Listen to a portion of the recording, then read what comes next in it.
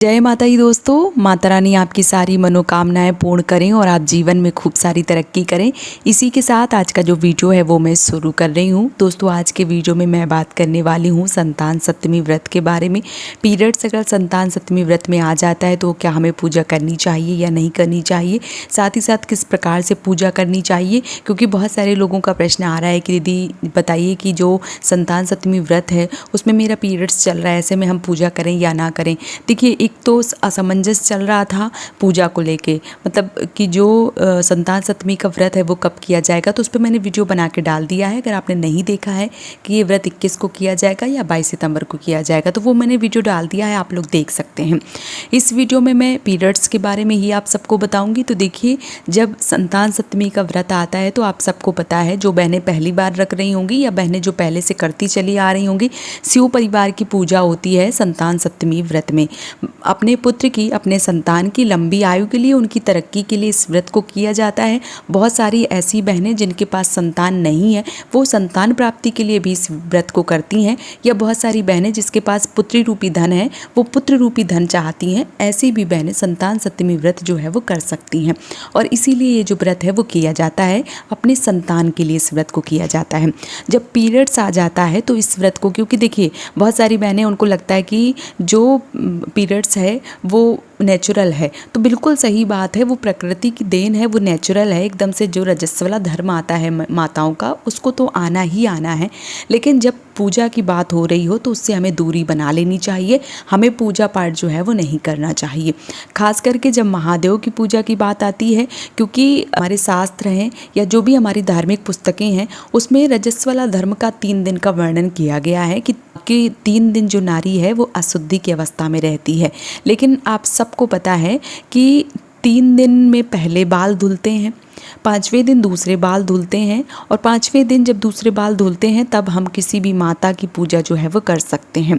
देव की पूजा जो है वो 7वें दिन होती है, तो देव की पूजा तो हम वैसे भी नहीं कर सकते हैं। लेकिन क्या होता है कि जब पीरियड्स आ जाता है तो पीरियड्स में मान लीजिए कि जो बहनें बाहर रह रही हैं या जो घर में रह रही हैं, ऐसी बहनें जो घर में रह रही हैं वो इस पूजा को किस प्रकार से कर सकती हैं कि आप चाहे चूड़ी या छल्ला या धागा जिससे भी इस व्रत को कर रही हैं, आप वो अपने जो भी बड़े हैं, आपकी सास जेठानी देवरानी ननद जो भी हैं उनको आप दे दीजिए और अपने नाम के साथ पुए बनवा लीजिए। फिर जो चूड़ी है वो उनसे तपावन करवा लीजिए या धागा जो है वो उनसे तपावन करवा लीजिए, और पूड़ी उनसे बनवा के भोग जो है वो माता के लिए बनवा के माता की चढ़वा दीजिए, आप अपने लिए बनवा लीजिए तो आप खा सकती हैं। लेकिन दूर बैठ के कथा सुन सकती हैं, आपको पूजा में सम्मिलित नहीं होना है। अगर आपका 5वां दिन है या आपके बाल 2 बार अच्छे से धुल चुके हैं और आप पूजा कर सकती हैं, लेकिन 7 दिन नहीं हुए हैं तो आप माता जी की पूरी विधिवत तरीके से पूजा कर सकती हैं, लेकिन महादेव को नहीं छू सकती हैं। अगर पीरियड्स आ गया है तो आप क्या कर सकती हैं, क्योंकि संतान के लिए इस व्रत को किया जाता है तो पति पत्नी दोनों इस व्रत को कर सकते हैं, पति पत्नी दोनों इस व्रत की पूजा को कर सकते हैं। तो अगर आप बाहर रह रही हैं तो जो भी आपके अड़ोसी पड़ोसी कोई पूजा कर रहे हैं या कोई नहीं कर रहा तो आपके पति हैं, आप उनसे पूजा करवा सकती हैं। बच्चों से दूर रखा जाता है, क्योंकि संतान के लिए पूजा करते हैं तो बच्चों से नहीं करवानी चाहिए। बाकी आप अपने पति से पूजा करवा सकती हैं, आपके जो भी अगल बगल पड़ोसी हैं पूजा करते हैं उनसे भी आप करवा सकती हैं।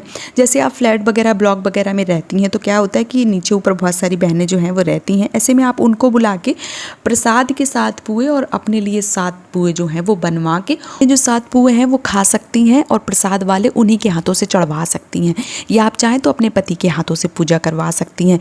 या मान लीजिए कि पति भी पास में नहीं है और आप भी मान लीजिए ऐसे रजस्व वाला धर्म में हैं और आपको लग रहा है कि पूजा जो है वो नहीं हो पा रही है, तो ऐसे में आपको परेशान होने की ज़रूरत बिल्कुल भी नहीं है। आप फलाहारी व्रत कर सकती हैं। आप पुए ना बनवाएं, मान लीजिए कि पुए नहीं बनवाना है तो आप पुए ना बनवाएं, ना ही माता जी के लिए ना अपने लिए, जब कोई ना हो।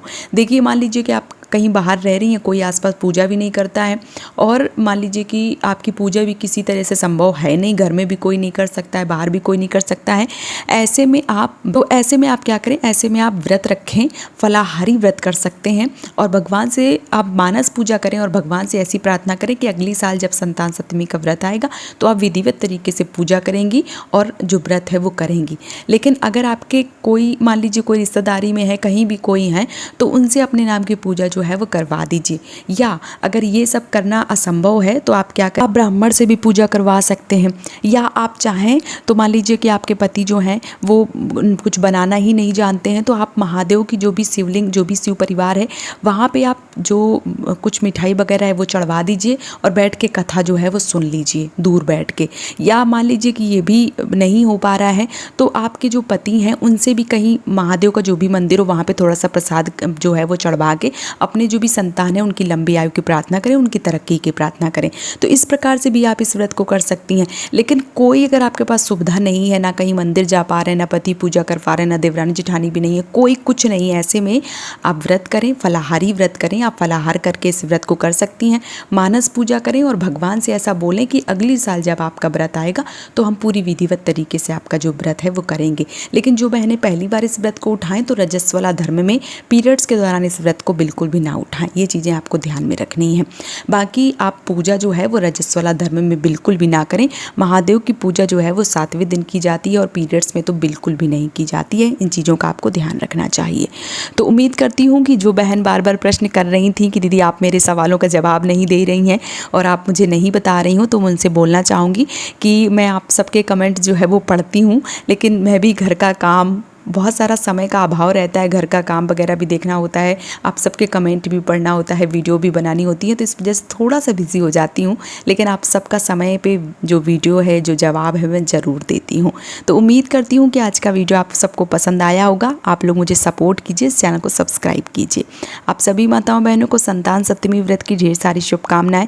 महादेव की कृपा आपके ऊपर और आपके परिवार के ऊपर हमेशा बनी रहे, यही कामना करती हूँ। और इसी कामना के साथ आज का जो वीडियो है वो मैं समाप्त कर रही हूँ। दोस्तों, जय माता दी।